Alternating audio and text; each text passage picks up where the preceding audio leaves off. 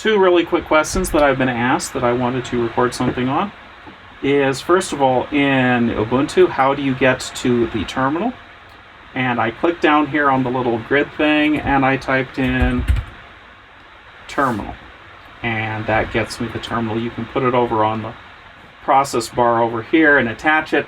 But if you just do terminal, it starts up a terminal that you can access. That is this purple burgundy window. You can change the colors from burgundy, but I don't mind burgundy too much.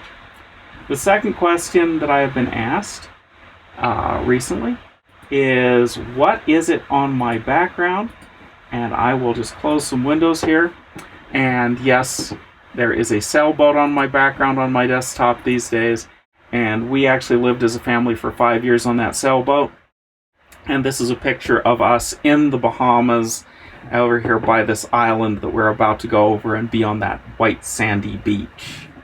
So those are the questions that I've gotten in the past couple days from people.